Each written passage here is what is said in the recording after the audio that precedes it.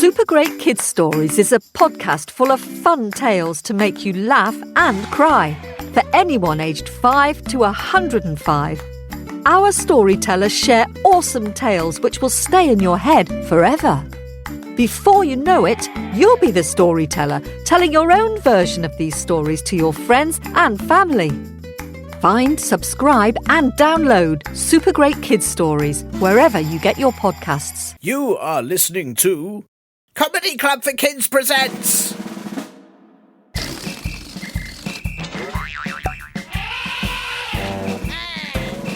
Radio Nonsense, Radio Nonsense, Radio Nonsense, Radio Nonsense, Radio Nonsense. Hey up, silly wombats, and welcome to yet another Radio Nonsense, the official Comedy Club for Kids podcast that is suitable for everyone of all ages, heights, types of sneeze, and of all kinds of favourite hat. Oh no, wait, actually not big metal bucket hats, mainly because it's quite hard to hear headphones through that one, so best you take it off before listening, right? Have you done it yet? Oh, no, of course, because you can't hear me through that big metal bucket hat. Well, I hope you don't walk into any walls and go clang for several days.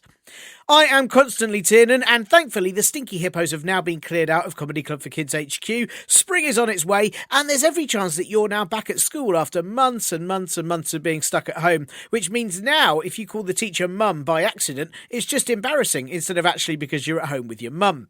I hope it's going all okay for you. It must be very strange to actually see your teachers and friends in the classroom, which means you can't just put a picture of yourself looking like you're paying attention on your screen and then wander off to play computer somewhere else. Hey, maybe you could take a full cardboard cutout of yourself to school instead and then pop that in your chair and then run around outside while your teacher just thinks you're being very quiet and still. Or maybe your teacher is also a cardboard cutout and running around outside and you'll never know. Oh, and gosh, you've probably had to get properly dressed as well, haven't you? What's it like wearing trousers or a skirt instead of pyjama bottoms or tracksuit bottoms or a tutu or a large box on your bum like you have been at home? That's what you've been doing, right? Don't you wear a large box on your bum? I'd totally recommend it because then you can just sit down where you like because there's a box on your bum. I'm wearing one on mine right now. The only danger is, when I answered the door to the postman, he thought my bum was a parcel and tried to collect me and put me in the van, which was really stressful. My bum nearly got sent to Timbuktu, but didn't have enough stamps on it, so I was saved. I should say, if you're listening to this in a country outside of the UK, bums does mean bottom. And also, I have no idea if you're back at school or not, but I hope wherever you are, you've worked out how to get dressed properly enough to go outside without someone posting your bottom to Timbuktu. Unless, of course, if you already live in Timbuktu, that is, in which case that might be quite handy. Anyway, enough of that sort of talk. Thank you for your billions and billions and billions of questions that you have sent in. They are all excellent and have made me laugh a lot, and they will all get answered, but there have been so many sent in that it might take a little while to get through them all, especially when I've been spending all my time flinging stinky hippos out of the window and trying not to let my bum get posted to Timbuktu. It takes up a lot of time. So, if you have a question that you do need answering, then please do still send it in. Just bear in mind it could be quite a while before it ends up on this here podcast. And if you want to send it in, then you can do that by asking your nearest capering flumboid, grown-up, to help you email us at podcast@comedyclubforkids.co.uk. You can also send us anything else you'd like to as well. Jokes, things you want to let us know, or just your favourite way to drink soup while upside down. Whatever you like. It is now time for the most important bit of the podcast. Hey, you in the big metal bucket hat, I said it's now time for the most important bit of the podcast. What's the point?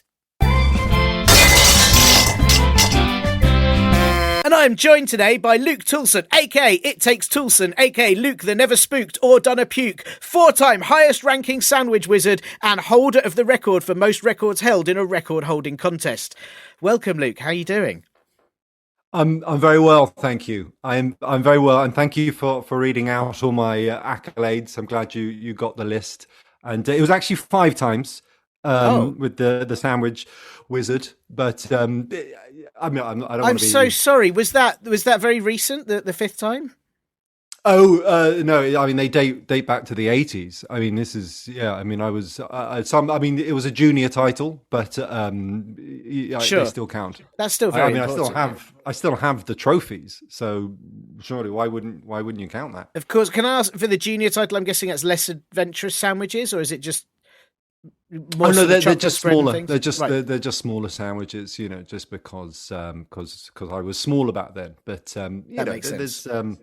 Yeah, and remind me of the other things that I put on my list for you to read out. Well, you're Never famous. puked. Well, I'm afraid never that one. spooked or done a puke, which I think they often go, because sometimes people get spooked and then puke, but you have never been spooked or done a puke, so it's sort of both of those Yes, things. I've never. Yeah, try and spook me at any point during this podcast, and Boo! I can. Did I puke? No, didn't puke. You absolutely weren't spooked at all. That was amazing, actually. Didn't even flinch. That was incredible. Wow. Well I know done. it's so if there's any of your young listeners, if they see me on the street, try and spook me, and I can promise that I won't puke on me.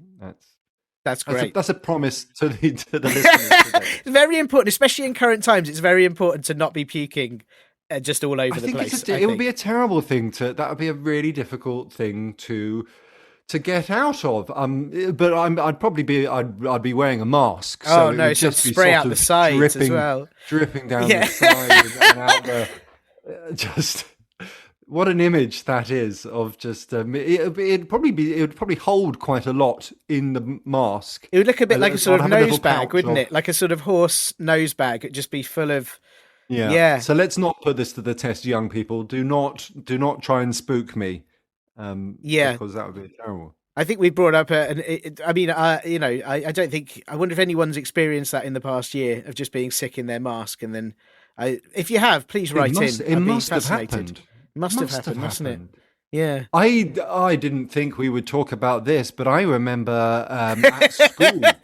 I got a thing called Weil's disease, which is actually a waterborne thing. I think it's to do with rats and their droppings in the water. And then I was canoeing, as you do when you're young. Yeah, and of course. if you swallow too much of the water or you have cuts, anyway.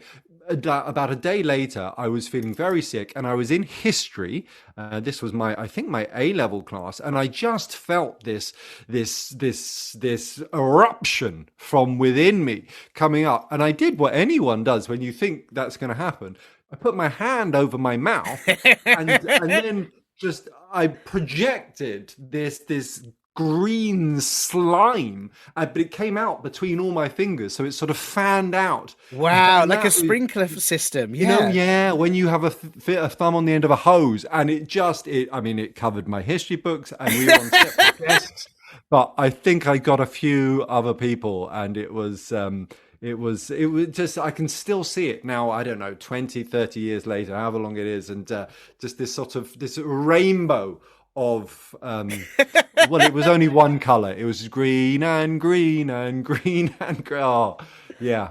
Wow. That was and I can't remember I think we were learning about the French Revolution at the time. So pretty gory stuff. Yeah, it can be quite gory. I mean, that's impressive. But also, what people never talk about is we all talk about puking being disgusting, but I bet the second you finished, you felt amazing. Oh, that was the thing. I felt amazing, and everyone else around me felt horrible. That was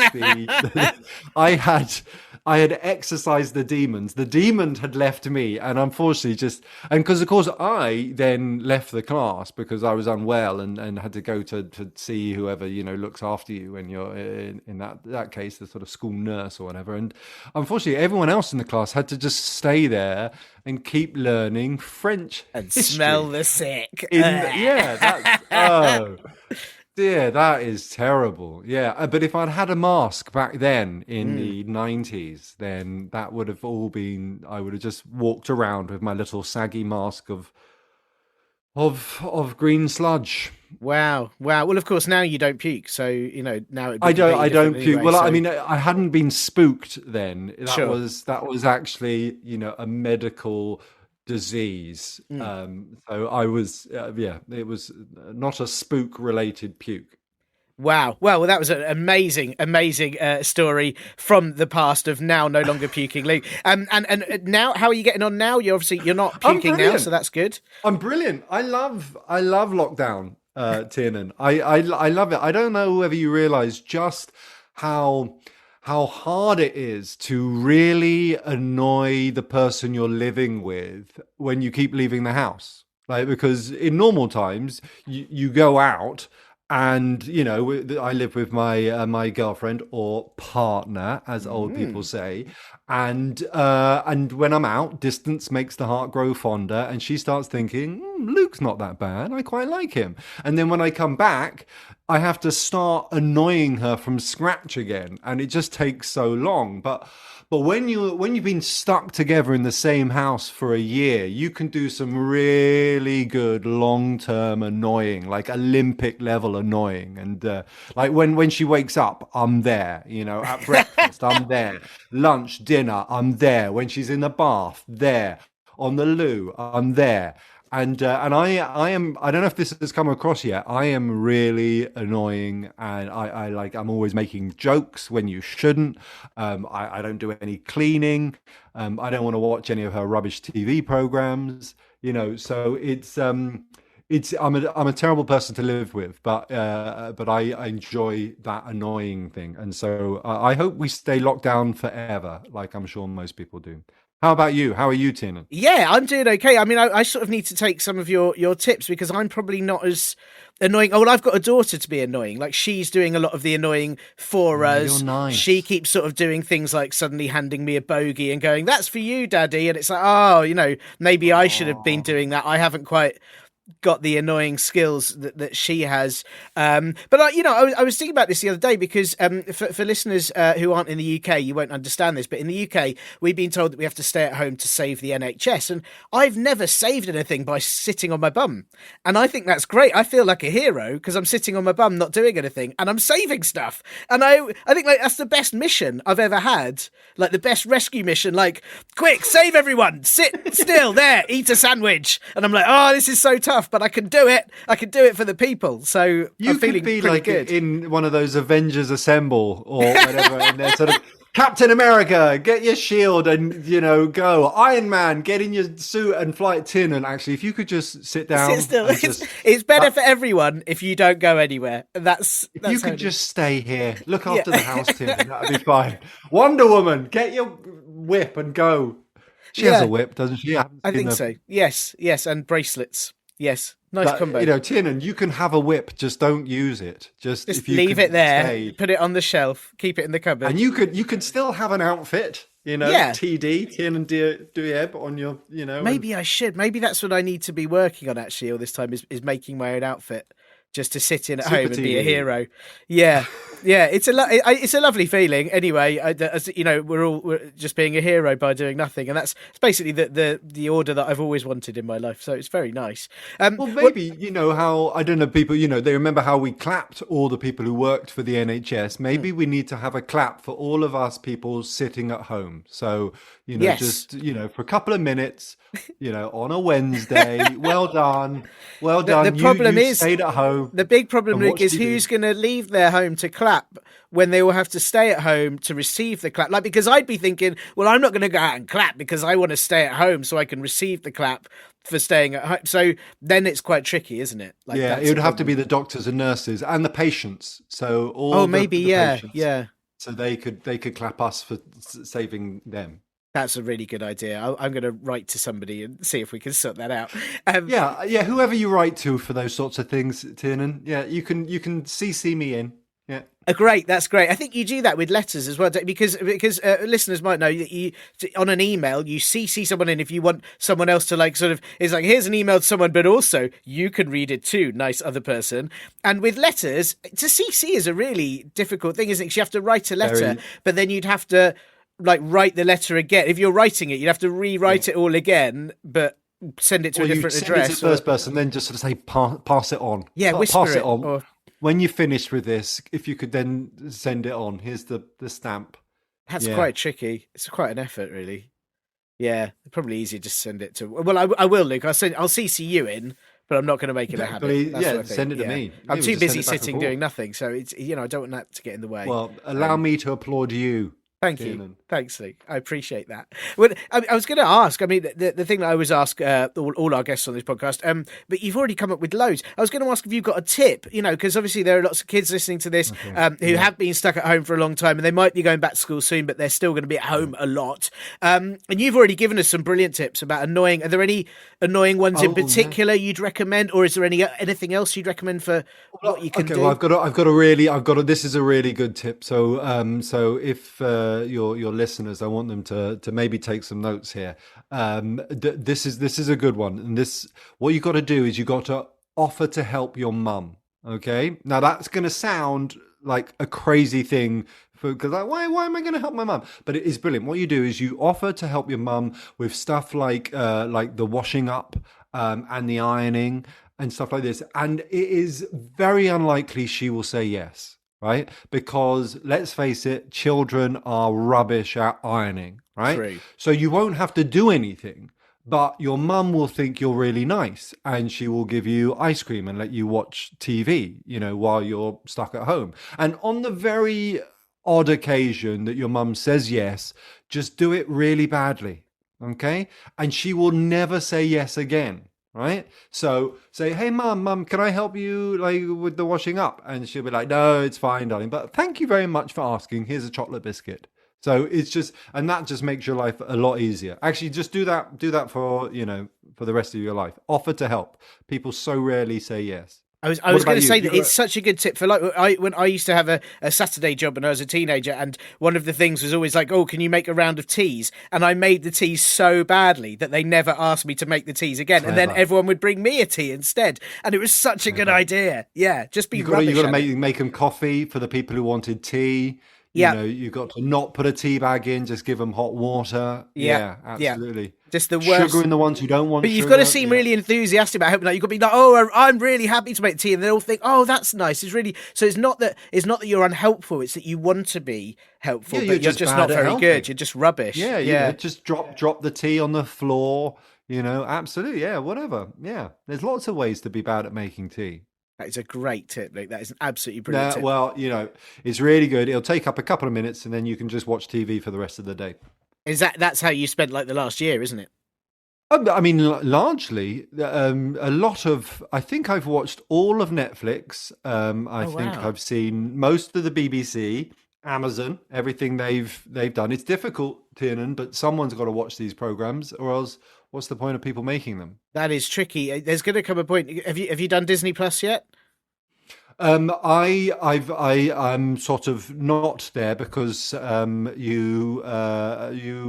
already paying for so many TV services. Of course, I'm just worried that at some point you're going to have to run out. Maybe you need to draw a lot of pictures and move them quickly together, or so. Like, you're going to need to keep the content up now that you've completed all the other ones. Completed that. I've still got Apple TV. I don't know. Then I move on to Banana TV. Oh yeah, and then maybe Melon TV. But that's really good. And Disney Plus. I'll watch that. Disney Minus, Disney Divide, all of them. Yeah, I'm looking forward to it.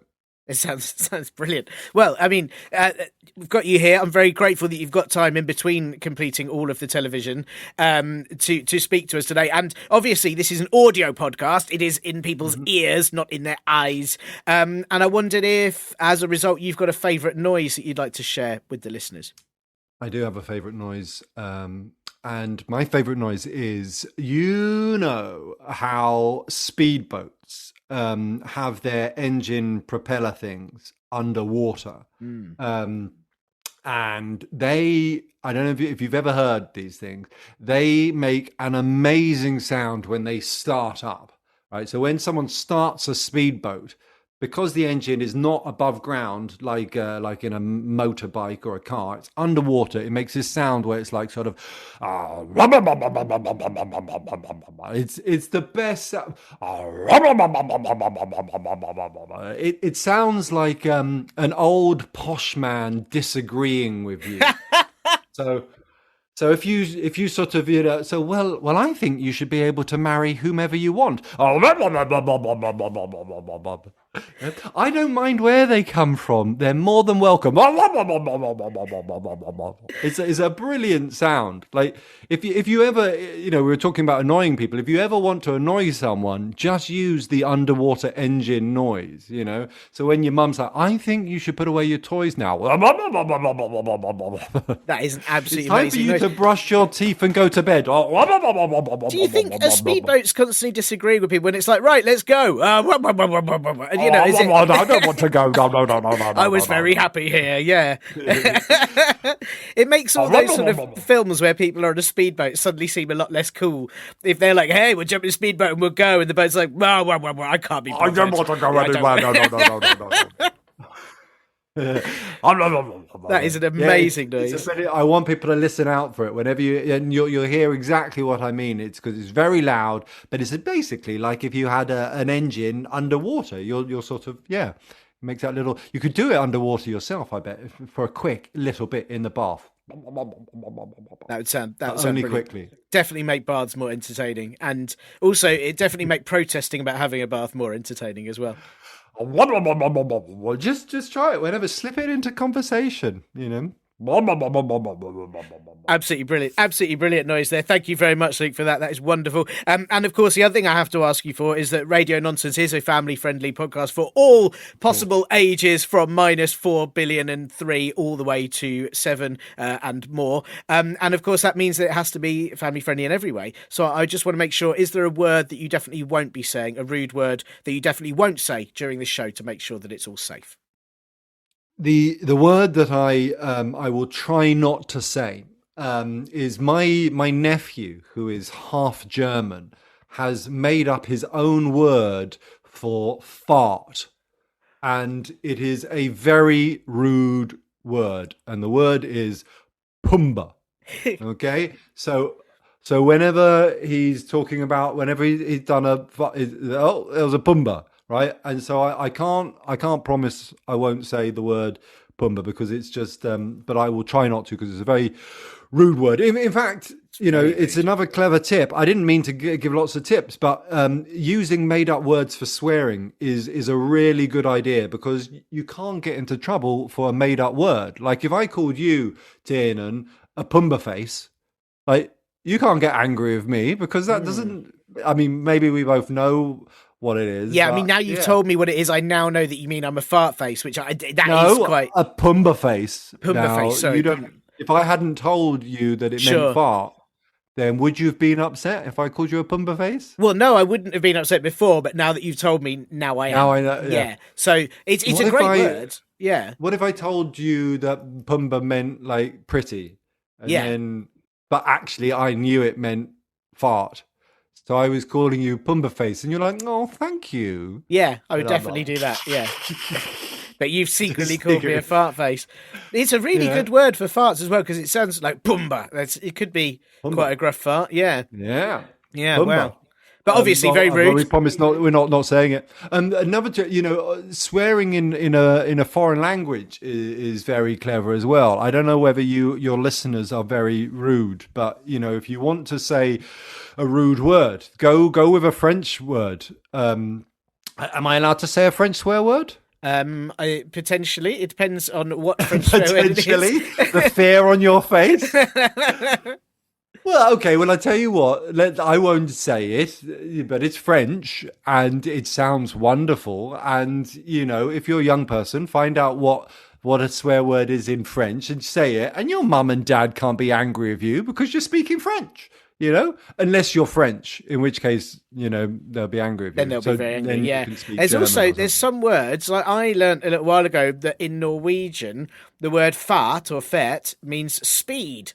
So you can say fat, and they'll get really angry, like, why are you saying fart? That's so rude. And actually you're going, no, I'm being speedy. And I'm talking about speed. Speed. But you could be going speed, fart, speed. Yeah. Speed. Fart speed, yeah. Speedy fart.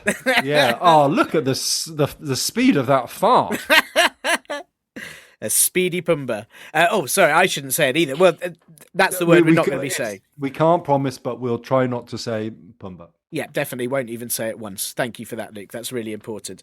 Right, of course, the main reason I've got you here, you've already given so many useful tips and so much important knowledge that the Radio Nonsense listeners, I'm sure, are going to be really pleased about. But the most important thing, the reason you're here, is because we have had an email from Clara-Lily, who she says is aged 99.999999999 recurring.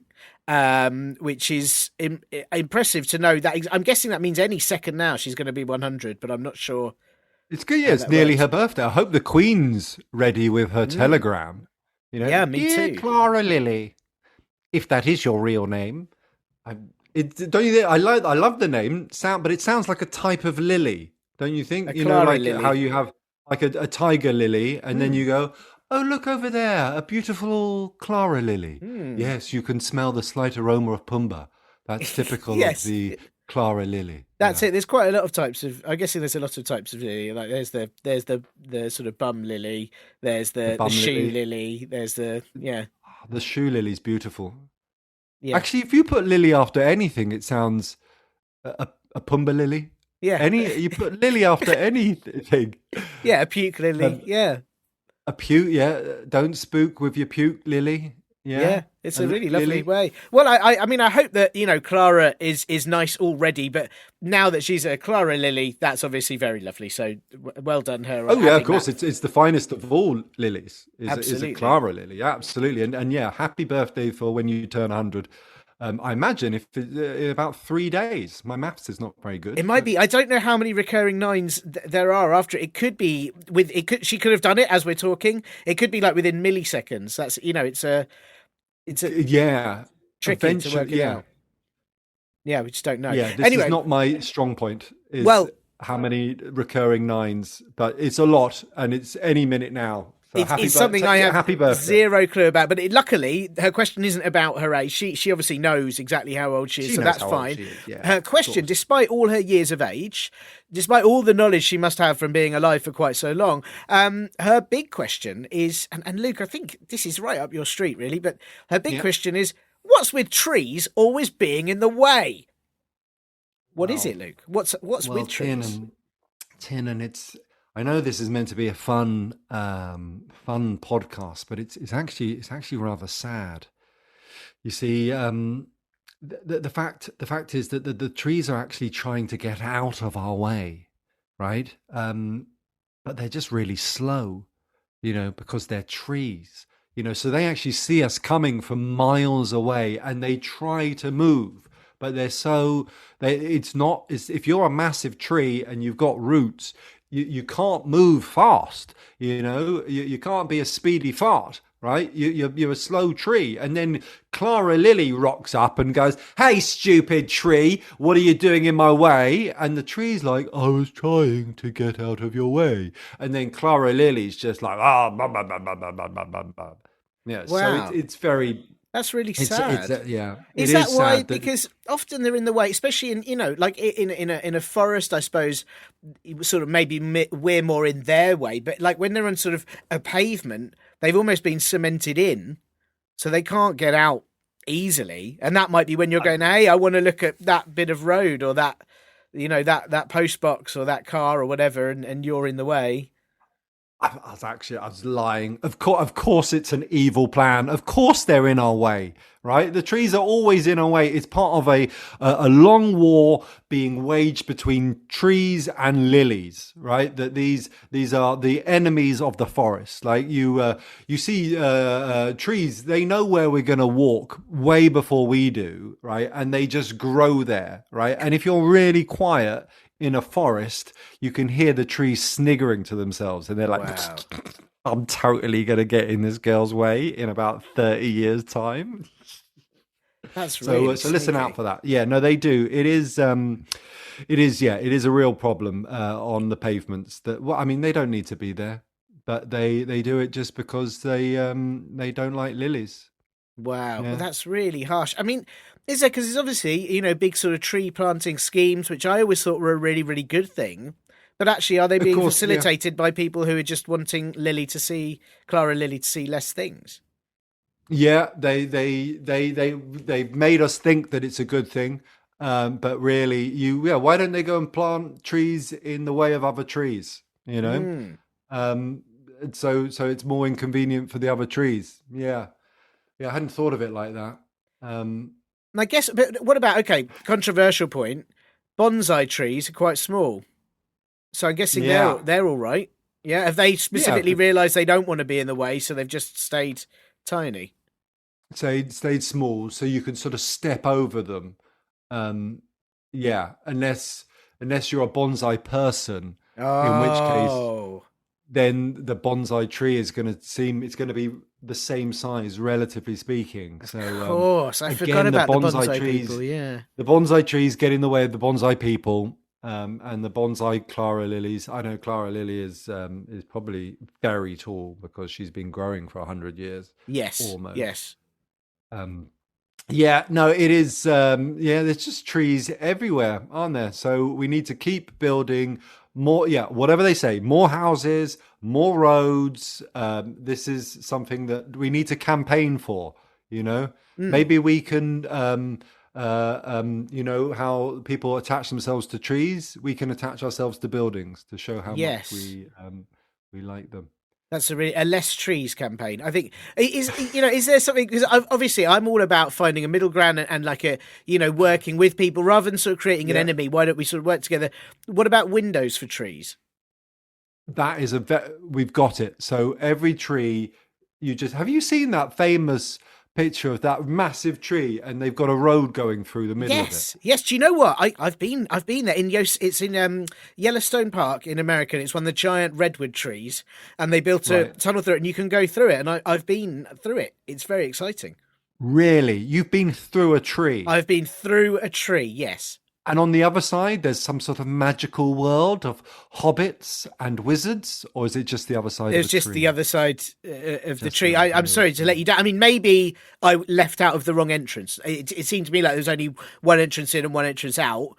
Possibly there's a secret entrance that squirrels and gnomes and stuff get to use that I don't know about. But, for me, I just got to see the other side of the tree. So that sounds like a good solution for Clara-Lily, that she's allowed to build a pavement through the middle of trees.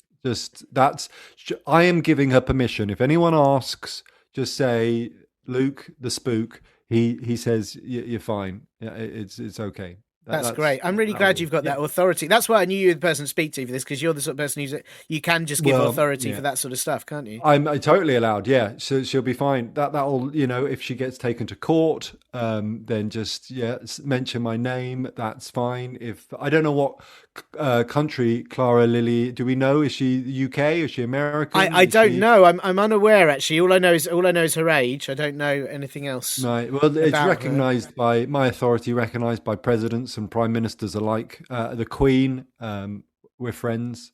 So we went to school together. She was a couple of years older than me. Sure, but, of course. Yeah, but she kept getting held back a year because she kept failing history. And I was like, Liz, most of it's about your family. Like, come on, you should be better at this. And then I just But it's that thing though, isn't it? It's less interesting when it's your family. Because lots of people are like, she was probably more interested in the Vikings or other stuff, and ancient Egypt. And then when it comes to her family, it's like, oh, it's granddad's again, boring. Yeah. Well, she probably kept. That's the mistake. Then she kept referring it to sort of granddad, and people would go, I think you'll find it's actually King George the 72. The 72? That's the King George the 72. We all know King George the 72. The famous, of course, the famous King George the 72. Yeah, the one that sneezed out of his ears, I think, famously, didn't he? And he wore a cat on his head. Ear sneezer. Yeah, that's it. That's exactly it. Well, I mean, fascinating. I think that's a brilliant reason. I don't know. I should say I don't know what Clara-Lily is trying to see on the other side of trees. I don't know what it is that these trees are particularly in her way, isn't it? They're ganging up on her, and she's just out trying to walk through a wooded area, and and there's trees everywhere. You know what I mean? I mean, can you imagine? You've just gone for a walk in what you thought was a field, and it turns out that it's a forest. It must be awful. I mean, I think about all those people with tree houses that wanted houses, and then there was a tree in the way, and now they've got a tree house and they've got to climb up to it, and they're like, well, I just wanted to walk in my front door, but now I've got to live up here.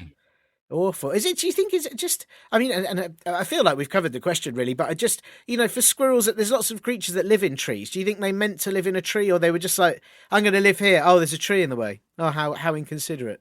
Or maybe they were just sat somewhere and they fell asleep, and then the tree sort of grew underneath them, and then they wake up and they're like, oh, right, so now I live in a tree. Great.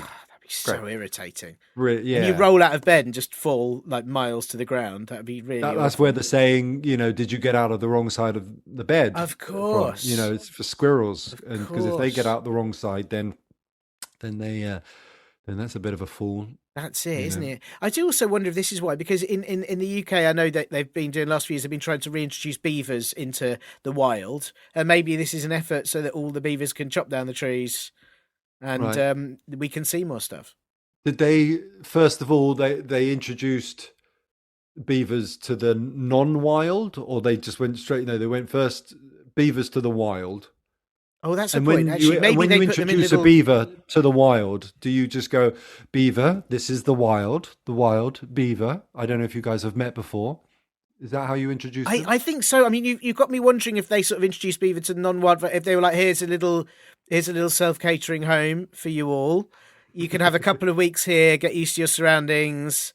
We'll leave you some food outside, and then when you're ready, here's the. I don't know if they sort of ease them in. I don't know. I mean, if you've got any beavers who listen, perhaps they could phone in, or text you. I don't know what form of communication beavers use.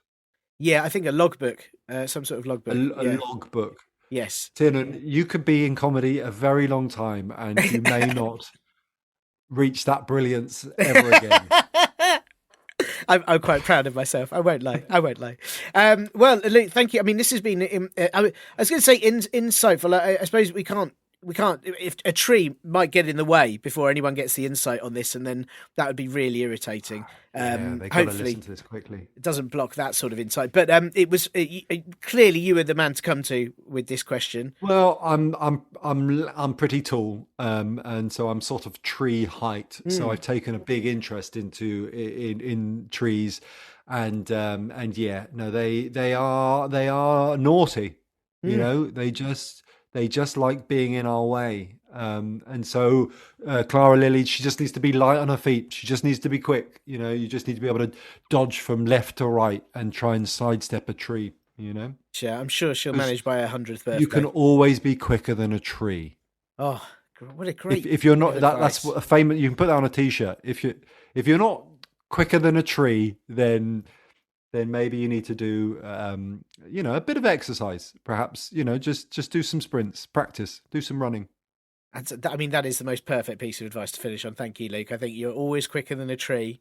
And I think everyone listening to this should just remember that as they go to bed at night, hopefully not to wake up in a tree house, but maybe just the next day to even your great grandpa, if he's, maybe using walking sticks and isn't very fast, you can say to him, Grandpa, you're faster than a tree. That is, if you have a race between a tree and a grandpa, ready, steady, on your marks, go.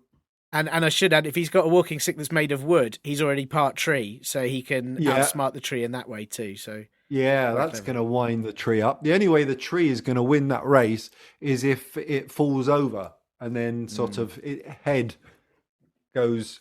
Yeah, and then you can see over it easier. So actually, the tree's still lost. And Clara-Lily will be happy because now she can just get over the tree. Solving lots of problems today. So many problems solved. It's incredible. Well, thank you, Luke. Thank you so much for your time. Have you got an exciting rest of the day planned? Yeah, I've got to go back to annoying my girlfriend. So, got to.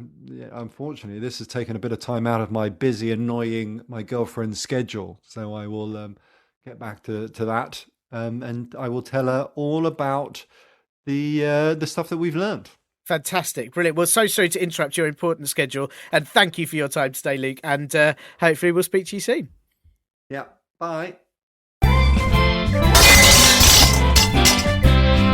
Thanks so much to Luke Toulson for answering Clara-Lily's super important question, and hopefully now you'll all understand why trees are indeed always in the way, and just what we can do to get around them.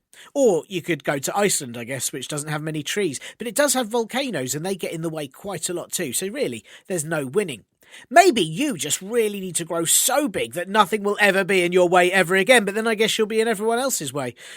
Anyway, I hope that this podcast has been a help to you. And of course, if you have a question that really, really needs answering, then do ask those capering flumboids, grown-ups, to help you. Email us at podcast@comedyclubforkids.co.uk with what you need to know. Also, if they can help you review the show on Apple Podcasts, Stitcher, or wherever you get podcasts from, and make sure you tell all your pals to listen in too, so they too can gain useful info on tree dodging. If those capering flumboids also want to thank us for making you do snorty laughs, then they can buy us a coffee, which will make us need to poo, at ko-fi.com/Comedy Club for Kids. See you all next week. Well, except you in the stupid big metal bucket hat, as you can't see anything or hear me, and you can't hear me say that your hat's stupid. Ha ha, your hat's stupid. Oh, you've taken it off. Oh, yeah, I was just saying that I'll see you next week. Yeah, never mind. No, don't worry about the other stuff. I'll see you next week. Bye! You have been listening to Comedy Club for Kids presents.